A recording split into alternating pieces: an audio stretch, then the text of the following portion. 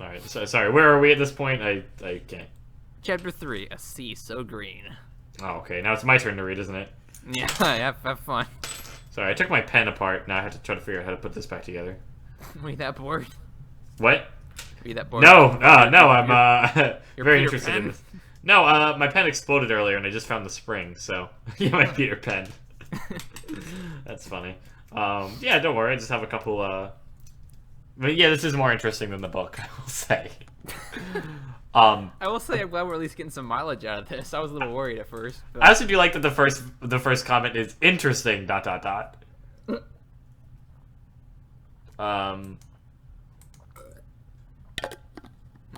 Okay, well anyways. Anywho. A sea so green.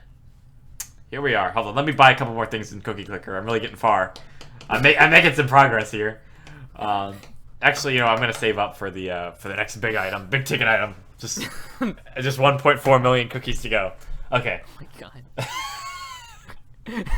I think that could be a series things we do while reading this book. This Another spin-off of the spin-off. Yes. Oh, I'm taking apart a pen. Like this, we could do like it'll be behind the scenes. Yeah, this is like a compilation of afterwards of all the moments where we're not actually reading it. Okay.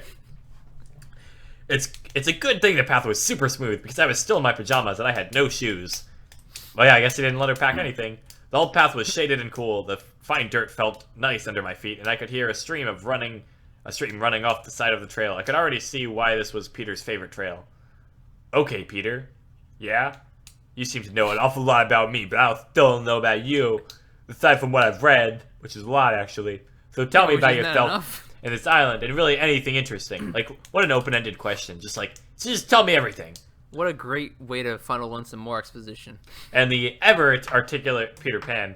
Okay, haha, you can't put me on the spot like that, Chaley. Sorry, I'm just really curious. Okay, well, we all live here with the fairies, who cook everything. They cook everything? Even humans? Yeah. They're good cooks, I interrupted. Shut up! Stop interrupting me. Aren't they? He opened his eyes wide. Nothing to the discussion. I know they're good cooks. You'd think I'd get used to it, but they never cease to delight me with their food. And they have so many different dishes you'd never get bored. It's the best! Man, there's just nothing goes wrong for them, I guess, ever. Wow, everything's so generic and perfect. It's amazing. Haha, my mother is a really good cook. All my friends look forward to eating dinner at my house. Shut up, that is nothing. Come on. What is this? This is my story. You're going nowhere with this. I thought you asked about me. Make up your mind. You're as bad as Peter Pan. Yeah, here, tell me about your mom that's a good cook instead. Peter's gaze dropped, and his smile faltered. Right. A mother, what is that like? Clearly this was like a transition to get him to talk about his sad story. That got moody pretty fast.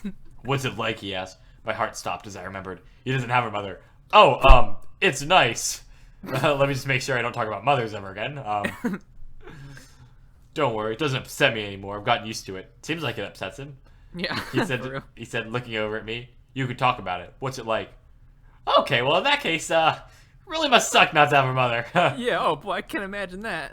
That's well, one of the worst things she's ever. always there to talk if I need anything. She's incredibly patient with me. I help her make dinner and she makes tea for both of us. And she's fun to talk about her newest craze. Wait, she's fun to talk about her newest craze. What's her... Fidget spinners. You'll love them. Net neutrality, the newest craze. I laughed. She trusts me and always gives me the benefit of the doubt. There's a lot to learn from a mother and a father. My dad and I have... Oh god, now you're rubbing that in too. He doesn't have a dad also, you know. I forgot. And the smile faltered. Oh right, you don't have a dad either. Well anyways, my uncle, he's a piece of work. Oh, your family's a real cast of characters, you know. My dad and I have had some great conversations. He understands me well. I usually talk to him when I have a problem or I'm upset, usually with something within the household.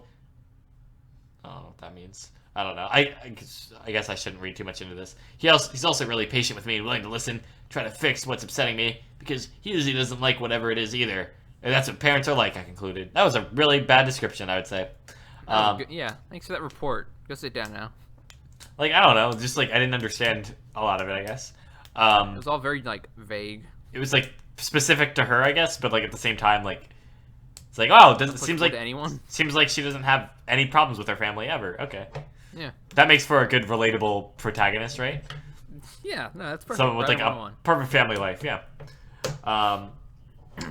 That does sound great. Seems like everyone has something different to say about it. Well, all parents are different, I shrugged. Can't you just say it? Sorry. All parents are different. For example, mine are alive, yours are dead. But she shrugged it. She didn't say it. Mine are alive, yours are dead. She spoke from her shoulders. Her shoulders said it. I just imagine like as she like says each syllable, she like shrugs. I walked closer to him and slipped my hands into his big, warm ruff, and he squeezed mine. We should be getting there soon, he said, down that hill, and we're there. Is that a euphemism? I like to my dead parents. Yeah, that really gets him in the mood. Only then did I notice the sound of rushing water. Hey, the faucet's on! Oh no! It was all a dream. And the pouring of it down a waterfall. I looked over at the steep decline, and I could see that there was another shelf of earth, lightly wooded, and the ocean visible, glistening between the trunks of the trees. As we approached it, Peter picked me up and flew us down the mountain, to the bottom, before setting me back down again. A girl could get used to this. I looked around. To the right there was a bit of clearing with a small fire pit in the center, lined with large river stones. To the left was a huge stream gushing out of the cave, and a rock and a small pool beside the stream, from where a bit of the water branched off to make its own bath-sized water pool.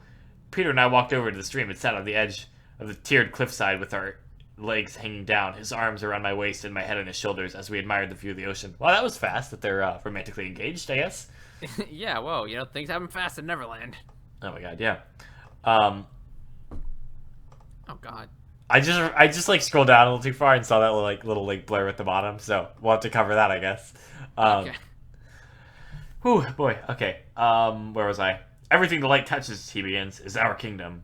Caught off guard by his spontaneity and the knowledge of the Lion King, I began to chuckle, which turned into me laughing until my abs hurt, and there were tears in my eyes. Wow, that was so funny. That was so hilarious, yeah. What a quip. Peter Pan knows the Lion King. What? Yeah, seriously, how does he know the Lion King? I don't know. Okay. Yeah, that's... But, like, it's also not that funny, yeah. What the heck? I said before I was caught into the fit of laughter. How do you know about the heckin' Lion King? I heckin' asked. Opened my eyes. What the heck is heckin' going on here? Opening my eyes wide and raising my eyebrows for emphasis. My eyebrows asked, how do you know about the Lion King?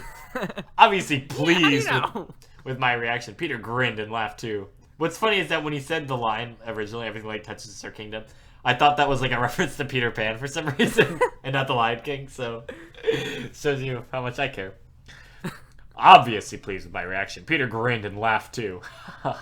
Whenever I visit the mainland, I make time to watch a movie at my old friend's house.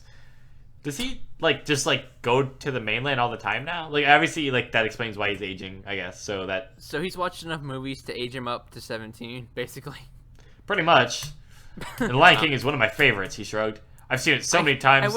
I found out about Netflix and I binged it and I came out aged 5 years. Oh, God. I've seen it so many times that when we were looking at everything, the quote just popped into my head and I couldn't help myself, he explained with a smug grin on his face. That's great, I laughed. That is actually perfect. Ah! I said in a patronizing tone. Now my cheeks hurt from laughing, I said, trying to get rid of the pain in my face by rubbing my cheeks. I looked back at Peter, who was grinning. What about that dark place, I asked, pointing to the lone island. Oh, okay. Just get away with that. What about that Peter, dark... slow down. he stiffened a little bit, but relaxed again and said it. Uh-oh. You must never go there. I laughed as he finished the quote. Oh, boy. Wow, it's such a funny quote, too. So, yeah. I'm in stitches reading this. Then we heard the shouting back near the camp, and decided it was time to go back. The camp was kind of far away, so Peter just picked me up and flew us down to it. Well, that's nice. Okay. I don't think you would do that anyways, because you can fly. Alright, here's a little blurb. Yeah, so I decided that the kiss scene happened way too soon, so sorry, you're going to have to wait. Parentheses. If you don't know what I'm talking about, just disregard this message, but for those of you who do, I know, it sucks, but I barely know the guy, and it takes away the fun of waiting. Well, they've already canoodled, I would say, so... And apparently this whole like Lion King thing is like really pandering to the audience of this, because first comment, Peter Pan quoting Lion King, Disney Inception. I love it. I mean, even though Peter Pan isn't exclusively Disney, but whatever. Who is ex Rebecca Darling? I do wonder. Well, I don't know, but she's into Peter Pan. Because I know one of the other people that was commenting on one of these, which is interesting. But that's okay. I'm not going to worry about it. Yeah, well, who isn't into Peter Pan? And it's funny because I clicked on one of the commenters, and there's like a whole list of her fan fiction. Oh, really? Or like not her fan fiction, but her fandoms, which was like way too long to like actually feasibly. Let me see if I can find it. Sorry, I don't want to leave this Coon chapter. Yeah. I just cannot help but scoff at. Oh wow, I like how the picture for this also is like a generic stock person they looked up on Google. Wait, what is? On the Coon chapter. Oh, I didn't see it. The picture says black hair, blue eyes, dimples, and it's literally just a screenshot of that. Okay. Amazing. Good. Wait, it's just a screenshot of like a Google search? Is that what you're trying to say? No, it's a screenshot from someone's phone of that. Oh my god, that's insane. Black hair, blue eyes, dimples, and then it's just a screenshot of the picture uploaded. Yeah. What the hell? Couldn't even crop that. I mean, there's an option, just. Oh my god. Whatever. Wow. That's not even. Peter Pan doesn't even have red hair or whatever. I guess it's Coon now. Yeah, that's Coon. So. Good thing she didn't type that in. It's like, wow, I'm now in the KKK. Wow. Uh-oh.